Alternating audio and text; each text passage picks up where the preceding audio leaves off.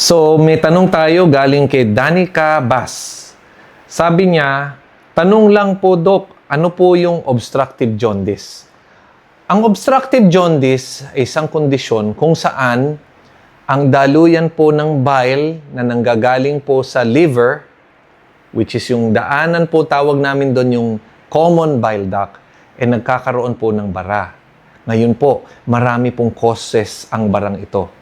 Meron po tayong tinatawag na choledocholithiasis o yung gallstone na nahulog po at naipit po doon sa daluyan na yon, sa common duct.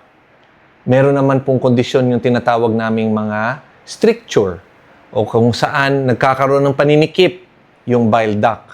Pwede pong gawa ng infeksyon yon o kaya may mga iba rin nagkakaroon ng gawa ng mga cancer o tumor. Ang mga ibang mga kondisyon na lalo nang mas malubha yung mga pancreatic cancer na pwede pong magkaroon ng obstructive jaundice. At may iba namang mga pasyente, walang nagbabara sa gallbladder, kundi may umiipit sa labas. Yan po yung tinatawag naming Miritsi syndrome. So, pag may nakita po kayong pasyenteng naninilaw at meron siyang history ng gallbladder stones, pwede po yun ang major cause. Pero wag tayong magdadalawang isip. Maraming test na kailangan malaman ito. Katulad ng tinatawag na MRCP o dili kaya pwede na siyang magkaroon ng ERCP.